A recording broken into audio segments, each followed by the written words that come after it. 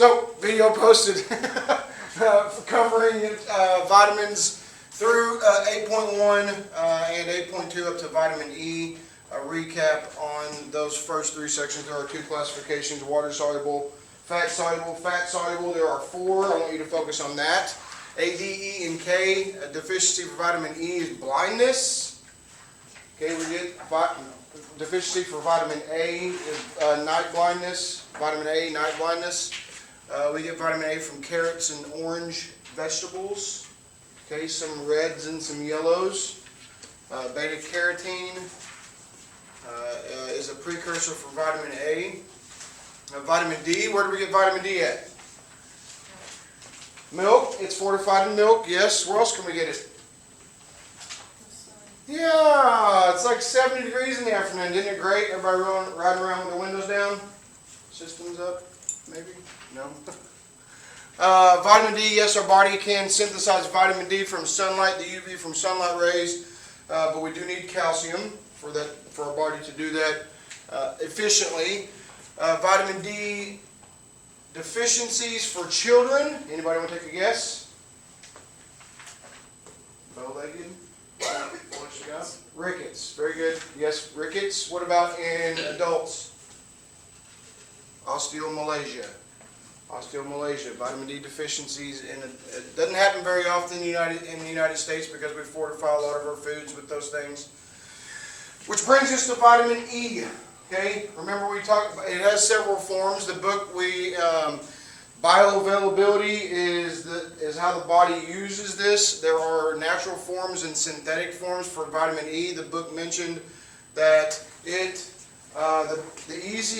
the bioavailability of vitamin E is easier in natural forms than it is synthetic. Whereas folic acid, our body absorbs the synthetic version more, which has a higher bioavailability than the natural form. But we know that vitamin E has several forms used in the body. I do not need you to know that term, but it produces antioxidants, protects polyunsaturated fatty acids in the phospholipid membranes. Remember we just talked about that. We just tested it for those that have not taken the exam yet. But cell membrane, okay. Remember oxidizing agents, we talked about that being a home wrecker, coming in and splitting up this partnership, and the free radicals are mad about it. Antioxidants come along and give them an electron so that they become happy and stop causing chaos, even though some of that chaos is good for cell division, but we typically don't want free radicals running around in our body. From sources, good food sources from the A, D, E, and K. Actually, all of these vitamins that we're going to talk about, if you don't see an option for liver or ready-to-eat cereals, okay, it's going to be like vitamin E, kernels. Here it says wheat germ. Very few. If you're stumped and don't know where these sources come from, liver and ready-to-eat cereals is a good option. Okay, I will not put them both down as a choice for this for the questions. Okay, I want to make sure that you guys are understanding that liver is a very good, which is probably why. How many of you ever eaten liver? How many of you like it? I like it too. It's an acquired taste for sure. But that's probably why they use it so much in long-term care and health care early on, is because it is such a good source of a variety of vitamins and minerals. Harvesting, processing, and storing cooking methods influence the amount of vitamin E. The milling process, most of the vitamin E that is in whole grains is lost and is not restored. So it's highly susceptible to destruction of oxygen, meat, metals, light, even heating oils. So if you think that, I'm going to eat fried chicken, that's healthy, right? I'm getting good vitamin E coming from the oils. It doesn't work that way. Okay, it doesn't work that way. Adequacies, I don't really need you to know any of the adequacies, daily allowances. A lot of these deficiencies don't happen in the United States, but a healthy body stores the vitamin in body, fat, skeletal muscle, and liver. Deficiencies, people who have this disease interfere with fat absorption. Do we know somebody, cystic fibrosis? We know they can't process fat very well, so this is probably a vitamin that they would be deficient in, along with A, D, and K. Vitamin E deficiencies reduce the function of nervous and immune systems. Long-term vitamin E deficiency results in nerve damage, loss of muscular control, and blindness. There are toxicities for some of these vitamins, so if you're a good eater and you're taking a vitamin or a supplement, I would go back and check that. Consuming amounts of vitamin E in foods has not been associated with any negative effects. However, taking dietary supplements that supply excessive amounts of the vitamin may interfere with vitamin K's role in blood clotting. Kind of important, right? I got a scratch or I have some kind of abrasion. Vitamin, that's what causes scabs. That's what helps cause scabs along with our platelets. So if we're taking too much vitamin E, that interferes with that. Okay, the last fat-soluble vitamin, vitamin K, comes from the term coagulation. Family of compounds that includes phytoquinone from plants. I don't need you to know these words. Fermented foods, sauerkraut, cheddar cheese. How many of you had miso soup before? Yep. We call it dirty dishwater soup because that's what it looks like. But it's still pretty good. Little floating mushrooms. Bacteria that normally live in the intestine tract can also make vitamin K. We do know that. Dietary fat, bile, and pancreatic juices helps vitamin K be absorbed in the small intestines. Some vitamin K is stored in the liver. I had a question from one of the students, why is liver such a good source of these? Probably because that's where our body stores these vitamins and these minerals. Blood, why is it necessary? I mean, for the most part, we need vitamin K for blood clotting purposes. That's really the only. Now, where can we get these from? Leafy green vegetables. Okay, vitamin E, sources of oils. Okay, vitamin E, sources of oils. Vitamin A, orange vegetables, colored vegetables. K, spinach, kale. Those are pretty high in vitamin K.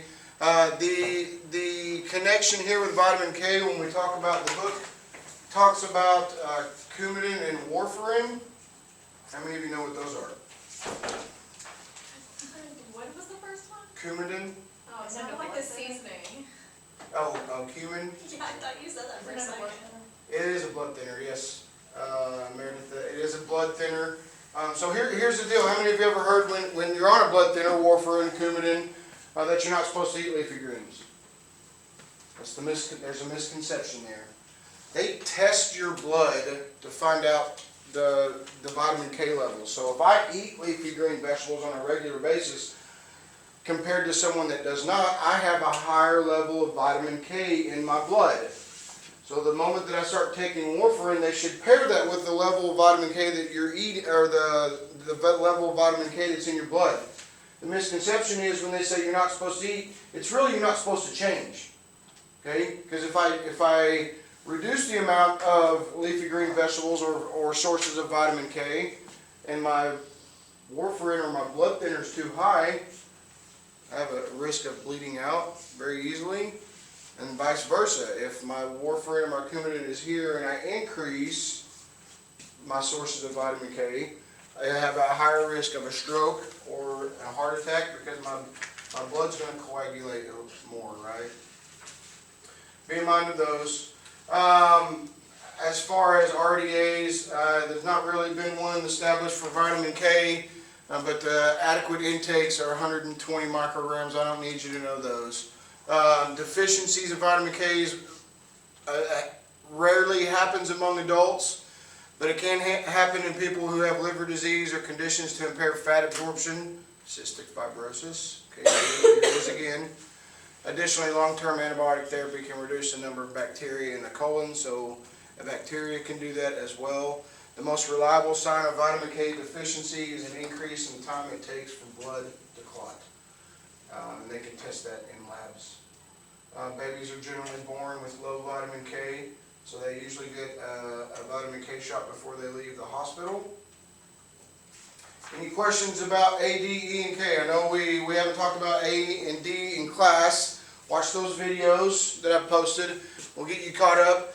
So there's only 4, A, D, and K, fat soluble. The rest of them that we're going to talk about, water. Water soluble vitamins, okay? We need fat to absorb the fat soluble vitamins. We need water to absorb these water soluble vitamins. The first term I want to focus on is this coenzyme. Okay, most water-soluble vitamins function as components of specific coenzymes. It's a small organic molecule that interacts with enzymes. As a result, regulates chemical reactions. These mainly B vitamins, but we're about to find out exactly when we talk about Rush Nutrition using vitamins as a source of energy. We're about to find out why. Okay, we're not going to get real in depth with it, but a coenzyme, this kind of gives you an idea of how this works. I have an inactive compound, a B vitamin comes along and attaches to it, becomes a coenzyme. This coenzyme finds an inactive enzyme and makes it active so that it can carry out its processes properly. Many of the chemical reactions involved in the metabolism of carbohydrates, fats, amino acids involve coenzymes that contain B vitamins. Then it lists thiamine, riboflavin, niacin, B6, pantothenic acid. We will talk briefly about each of those. Coenzymes containing these vitamins are also necessary for synthesizing glucose. Glucose is what? Sugar. It's also what to our body? Energy, yes. Y'all made me nervous there for a second. Yes. So these B vitamins and these coenzymes help process glucose into energy for our body. Amino acids, synthesizing amino acids, we know that those are building blocks. Okay, how many total amino acids do we have? 20. And it helps certain lipids, helps synthesize certain lipids. The small intestines absorbs many of these B vitamins. We're going to talk about each of these. Here's kind of a good overall picture. I know it looks like a lot of information. I will give you some direction. Do not focus on this right here. Okay, what I really need you to focus on, thiamine. They're all part of coenzymes, so I'm not going to ask you a question about that, but I might ask you good dietary sources. You're definitely going to need to make a connection between beriberi or the Wernicke-Korsakoff syndrome, but some of these have upper limits and some of them do not. I will not ask you to differentiate which ones have upper limits. I'm more worried about their functions, okay, their functions and the deficiencies. Okay, so let's talk about those. Thiamine. In the body, thiamine is used to make a coenzyme that participates in chemical reactions involved in the release of energy from carbohydrates. You think that thiamine's important? Probably. Especially if it involves a reaction that releases energy from carbohydrates. It also plays a role in the metabolism of certain amino acids. We know that those are building blocks, so proteins. Good food sources. Wheat germ. For this, if I ask you a good source of thiamine, I know that they enrich breads with thiamine. Okay, I know that they do that. So even though liver or ready-to-eat cereals is not on this list, I'm not going to ask you a question about that because that's not really one of the answers, or I would accept it. Okay, we know that they're playing a role in the metabolism of those enzymes. We know that this is pretty important. I think for this purpose of this class, I think knowing where to get those from. So foods that contribute thiamine to American diets include whole grains. So there it is. If you put whole grains on the as an option, then there's no fill in the blank. So I'm not saying why. I don't know why I'm saying why you would put that. Why you would choose that as an option. Whole grains, enriched breads. Okay. Pork, nuts, legumes. I'm sure we all probably eat 1 or 2 of these several times a week. What's a legume? Anybody? Nobody remembers? You just regurgitated all that Wednesday and you just forgot it. Okay, fair enough. That's usually what happens. RDA for thiamine is 1.2. No reports of toxicity consuming high amounts of thiamine. Probably because the excessive vitamin is readily excreted in urine, so much like our proteins, vitamin C, we'll talk about that one here too. Access some of these vitamins, we just body lets it go, okay, when we don't need it. A deficiency in thiamine, I'm pretty sure this is a question. Thiamine deficiency is called berry. People suffering from this are very weak and have poor muscular condition. If I had to give you some kind of mental picture, I would say they're probably on the verge of protein calorie malnutrition. Okay, when negatively affects the function of the cardiovascular system, digestive system, and nervous system. So that's pretty important there. I mean, need to breathe. You got to get rid of waste. All of our nervous, all of our functions. I mean, it's pretty impactful. The degenerative brain disorder associated with thiamine. There's that Wernicke-Korsakoff syndrome. Occur in most cases are in alcoholics. You're about to find alcohol plays a huge role in your vitamin B absorption, especially the water soluble. Why? Say that again. Maybe. Think about what an alcoholic drinks and foods, beverages. Yeah, beer, alcohol, right? An alcoholic probably isn't eating very much. Okay, so it causes problems with the absorption. Plus, they're not getting any, and if long-term effects, this has become pretty serious. People with alcoholism tend to have poor eating habits that contribute to deficiencies of thiamine and other vitamins. If you were to lay out 10 people's just their medication list in the hospital, and those that had thiamine, folic acid, and a multivitamin added to their medicine list, I would bet $100 every time that they're alcoholics. It's just the vitamin regime that we give alcoholics when they come into the hospital. Riboflavin, component of 2 enzymes that play key roles in metabolism of carbohydrates, lipids, and amino acids. So now we've already identified 2 that participate in breaking down carbohydrates, which we know is energy for our body. You see where the vitamin Russ Nutrition is getting the concept that vitamins help give you energy because they're involved in the processes that help break those down. Milk, yogurt, and other milk products and rich cereals, liver, are among the best sources of riboflavin. What about mushrooms? How many of you eat mushrooms? It's better than my other classes. What about morels? Does anybody hunt morels around here? Do you know what I'm talking about? They're wild mushrooms. It's getting about that time when you start hunting for those. But if you know someone that does that, they're not going to tell you where their mushrooms at, where they hunt mushrooms at. In the off season, there have been times where you could, if you had a good resource that you could go pick morel mushrooms, you could take a pound of it up to Kansas City and sell it for $300. It's a mushroom that is not easily lab produced. Riboflavin's chemical structure is fairly stable, but exposure to light causes the vitamin to break down rapidly. That's why milk and milk products should not be packaged or stored in clear glass containers. Okay, RDA, there's the RDA. Most Americans, especially men, we're way over what's allowed. Deficiencies rarely occurs because commonly foods that have riboflavin in it. However, people who do not consume milk products, and rich breads and cereals may develop this deficiency. Symptoms: fatigued easily. Riboflavin is not well absorbed in the intestinal tract. Consuming large amounts of the vitamin does not appear to cause any side effects, so no upper limits on that one. Niacin. This is the third one in the water-soluble vitamins.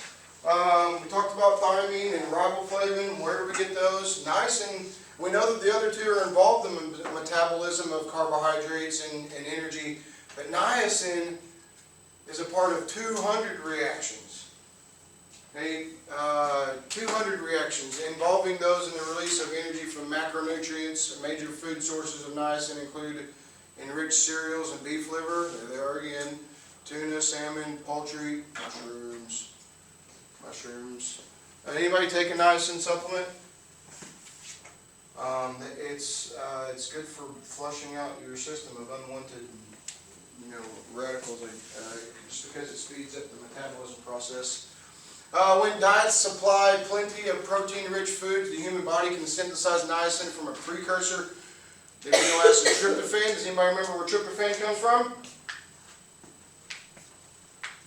Happens once a year. Thanksgiving. You don't get it from Thanksgiving. You get it from turkey. I'm sorry. You don't get tryptophan from Thanksgiving. You get it from turkey. That's why it makes it sleepy, though. It doesn't take very much to yield 1 gram of niacin. Eggs and milk lack niacin, but they are rich sources of tryptophan, which we can convert that into niacin. So there are some other sources, but turkey is very high in tryptophan. Niacin content of corn is considerably high, but the body can't really break down those protein bonds. Adequacies. The connection I want you to make here is pellagra. If the infected person continues to consume a niacin deficient diet, the condition worsens and pellagra develops. Classic signs: dermatitis, diarrhea, dementia, and death, the 4 Ds of pellagra.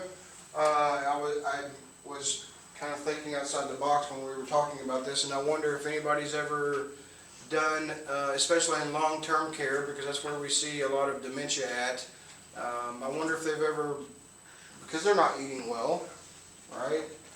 Their environment's not, I'm not going to say it's not great, long-term care. No offense to anybody who works in those, but I think we could all agree that can be improved upon. Okay? As much as I pay a month to live there, yeah. Yeah. But when we talk about the signs and symptoms, especially dementia, because we know that how many of you know someone with dementia? Yeah, it's gruesome. But did we ever think about checking their niacin to see if their niacin's low? I mean, if it's related to dementia, we're always talking about ways to, think outside the box. Just because it hasn't been done doesn't mean that it can't be. Upper limit for niacin is 35 milligrams. There are no reports indicating that niacin is naturally in foods that cause toxicities. Some people, if you've taken niacin before, they kind of get flushed, red. Their skin turns red a little bit. They feel a little bit like a heat flash sometimes, but they'll be okay. The body requires B6 to make a coenzyme needed for amino acid metabolism, including the conversion of amino acid tryptophan to niacin. Okay, the coenzyme that contains B6 also helps convert a toxic amino acid homocysteine. I do not need you to know that one. But I want you to know hemoglobin. Where do we know the hemoglobin? What do we measure hemoglobin for? What? Blood count? Not wrong, but not the answer I was looking for. Say that again? Nope. Oxygen. It does help carry oxygen, right? But the oxygen attaches to iron. Heme is the iron-containing portion of hemoglobin. Heme is the easiest form of iron our body can absorb, and it comes from red meats. Okay, so B6 helps transport it's a part of it. Hemoglobin transports oxygen, but B6 helps convert that. Okay. Type of anemia, a type of anemia develops. How many of you have anemia in here? Nobody? Oh, a couple, several. Red meats, if you're not a big red meat eater, if you like vegetables, or if you're eating leafy greens or even cereals. Cereals have vitamin C in them with the plant form of iron, so we need vitamin C for our body to attach to that plant form of iron and absorb it. B6 is also involved in the synthesis of neurotransmitters. So we're looking at these vitamins. We know the fat ones are important, and the water ones are important too. But I think more importantly, knowing that these foods have a huge impact on our metabolism as far as carbohydrates and proteins and amino acids, I think the food sources are what we should really focus on. Obviously, not a lot of you are big liver eaters, but but I think that most of you probably eat some kind of ready-to-eat cereal, Captain Crunch or Fruit Loops, whatever. Those things are enriched. I'm sorry, not fortified, but enriched. Additionally, potatoes, bananas, spinach, sweet red peppers, broccoli are good sources of vitamin B6 outside of the meats that listed up here. During the refining process, B6 is naturally lost and not added back into grains during enrichment. However, ready-to-eat and cooked cereals have been fortified. Okay. So like I said, liver or ready-to-eat cereals if you're stumped. Again, I will not put both of those down as an option. Recommended daily allowances. Again, average consumes more than what we should need, so we don't really, deficiencies are very rare. They can result from alcoholism. Okay. So if I ask a question, something related to these water-soluble vitamins and deficiencies, if alcoholism or alcohol is involved, that's probably a good guess. Or actually it would be a good answer instead of a guess. Genetic conditions that can affect B6 metabolism, deficiencies, dermatitis, anemia, seizures, depression, confusion. How many alcoholics do you know that aren't depressed? Probably led them there, and then it just kind of furthered that, right? Just kind of progressed it. I've only seen the ones in the know. What's that? I said I've only seen the ones in the know. I'm not Yeah. impressed. Folate. This was a good one. Important for you young ladies, okay? And while you're in the ages of reproductive, how do I say it? In the age of reproductive, okay, when you can still have children. Man, I lost words on that one. Folate is the name of a group related to compounds that includes folate and acids, folic acid. What two birth defects is associated with folic acid? Anybody know? Is it like the one with like the spine? Spina bifida, very good header. Yep. It's not completely healed in the back. I'll show you a picture here in a second. That one, tube defects, cleft palate, a little TP in the top lip. If you're able to consume a minimum of 400 milligrams, which is pretty easy considering that folic acid is found in a lot of the ready-to-eat cereals. It's also found in leafy green vegetables. But if you're eating those, eating a good source of those, or taking a prenatal, if you're meeting a minimum of 400 milligrams per day, you can reduce, before conception, you can reduce those birth defects almost to zero. Okay? So keep that in mind. I don't need you to know tetrahydrofolate, but it is a single carbon that such as a methyl group from one compound. Just talks about how folate is processed. This is not a science class. We're not going to spend any time on that.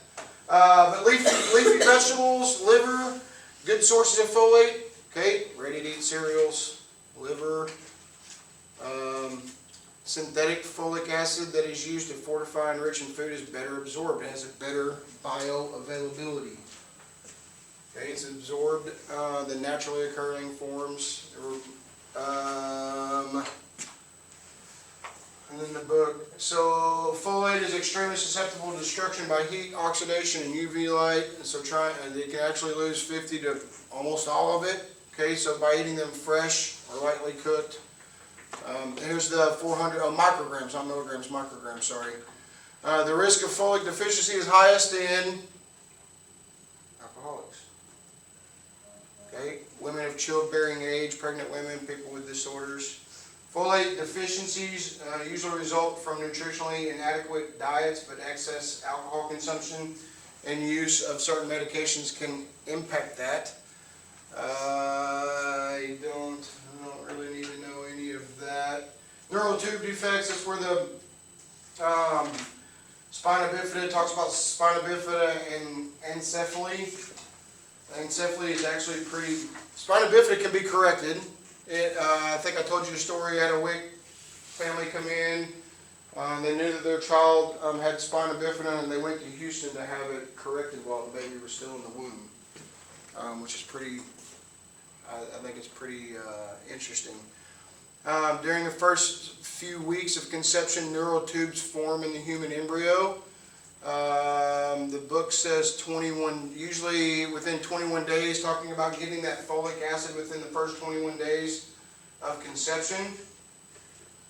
Problem is, we don't really tell anybody until we don't even really find out until you miss your second cycle or whatnot, right? So it's usually 4, 5, 6 weeks after that, unless you're just feeling really weird and you test yourself. But just to be safe, we make sure that we're getting the right amount of folic acid for you young mothers. But here's kind of an idea of what spina bifida looks like. Encephaly can actually kill, is very deadly. Infants with severe spina bifida have a section of the spinal cord or sac containing some fluid bulging through opening in their backs. Infants with encephaly have much of their brain malformed or missing, and they usually die shortly after birth. Okay. B12. These cells make coenzymes that participate in a variety of cellular processes, including transfer of that methyl group that I had mentioned earlier that you don't need to know about. Okay. B12 is also needed to convert folate to coenzyme forms that are needed for metabolic reactions, including DNA synthesis. Okay, those are our genetics. That's pretty important. The one vital function B12 that does not involve folate is maintaining the myelin sheaths wrapped around certain parts of nerve cells. I do want you to remember that. Moving forward, this intrinsic factor is the next term that we wanted to discuss. Have any of you know someone that's had a gastric bypass, a sleeve, something like that? They have to take B12 shots for the rest of their life. Why? This intrinsic factor is only found in the stomach, and B12 needs that to be absorbed. Okay, so when you have a bypass and you remove the stomach out of that, we're not getting any more of that intrinsic factor. When we have a sleeve done, which we remove about 80% of your stomach, you lose some of that intrinsic factor. So the transport molecules enter the bloodstream, travel to the liver. The liver removes B12 from many of the carrier molecules and stores about 50% of that vitamin. A healthy liver has enough B12 reserves to last 5 to 10 years. Liver. If I remove the stomach and I'm no longer getting intrinsic factor, or not as much, and I'm not absorbing B12 like I should, it's not going to last 5 to 10 years. Again, most of those that go through some type of gastric alteration will require a B12 shot for the rest of their life. Plants do not make B12, therefore we rely mostly on animal foods. What do you think is the best source of B12? Anybody want to take a guess without even looking?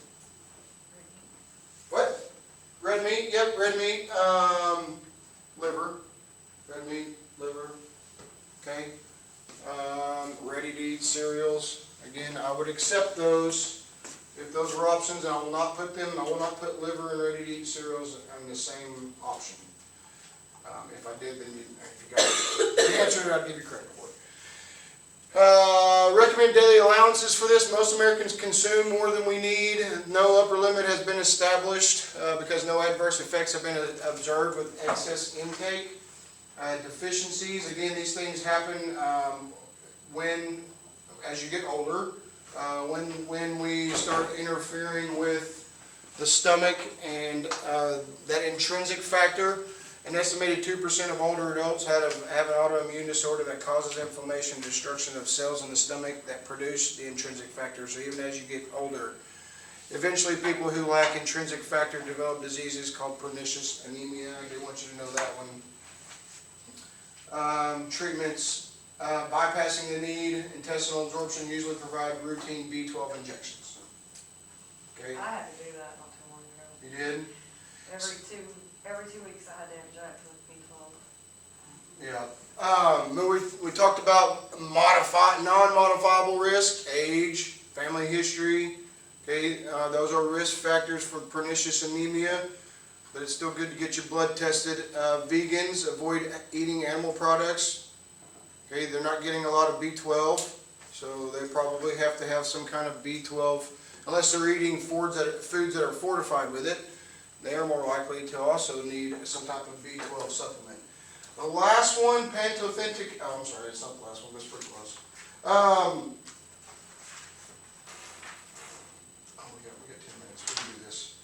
Pantothenic acid, component of coenzyme A, which is critical for energy metabolism and fatty acid production. It is widespread in foods, so a deficiency is unlikely to occur with people who eat varied diets. Rich sources of pantothenic acid, cereals, beef and chicken liver. Wasn't lying to you when I said liver and ready-to-eat cereals. People that who abuse alcohol may develop pantothenic acid and other B vitamin deficiencies. Biotin, I like talking about this one, mainly because there's no guys here today. Why is this one important, ladies? Hair and nails. Yeah, hair and nails. Biotin participates in chemical reactions that add carbon dioxide to other compounds, synthesis of glucose and fatty acids, break down certain amino acids. Severe deficiencies rarely occur, but they can. I've seen it in sleep patients. They will, because especially sleep patients, when we're restricting the volume of foods that they can eat. Biotin is one of those things that, and it seems, in my experience with the gastric sleeve, it was a lot of women going through the program, but even the men lost hair, and it's because of just not taking in enough of those things. But good news is, once it all plateaus, the hair comes back and it's in better shape. Liver, eggs, peanuts, salmon, pork, mushrooms for biotin. Okay. Seizures, signs and symptoms: a skin rash, hair loss, seizures, some nervous disorders. No upper limit's been set. Vitamin C. We talked about vitamin C. What's the deficiency related to vitamin C? Yes. And if you can't remember that, say it like a pirate would. Scurvy. Okay. Vitamin C and scurvy. Okay. But ascorbic acid is another source of that. You will find this in a lot of foods. It's a preservative. It helps maintain mainly the color and the integrity of some fruits and vegetables. Humans and guinea pigs are among the few species that are unable to make vitamin C, which makes this essential. It is absorbed in the small intestines. Taking mega doses of vitamin C may be wasteful because we basically eliminate it in our urine and feces. So if you've been trying to take extra vitamin C to help fight off these COVID or flus or the colds, your body will only process so much. Collagen. Vitamin C participates in reactions that form maintain collagen. Collagen is a fibrous protein that protects and strengthens connective tissue. Make that connection. Other roles in the vitamin C: immune function. Sources: red sweet peppers, broccoli, green pepper. How many of you like parsley? Kind of. It's one of the best sources of vitamin C, which is weird because I don't see that on here, but parsley is a good source of vitamin C, so if you can incorporate that in your beans, pick it up and eat it off your plate, because usually it's a garnish. I'm not asking you to do that, but try to work it in to where you eat some of the foods you eat. Vitamin C is very unstable in the presence of heat, oxygen, and light, which is why we typically don't cook it. Parsley, it's usually a plate garnish. Storing vitamin C rich foods in cool conditions, refrigerator. Just remember that the deficiency of scurvy, choline. This is the last one. The body needs the vitamin-like nutrient. Remember, I told you choline is kind of like the stepchild. It's not really a vitamin, but it's a vitamin-like nutrient to produce phospholipids in cell membranes. Okay. Additionally, the liver uses choline to synthesize a part of phospholipids. Choline is widely distributed in foods. There it is again, liver. Okay, it's also found in egg yolk. And that wraps up 8.4. We will move, or I'm sorry, 8.3. We will move forward with 8.4 on Monday.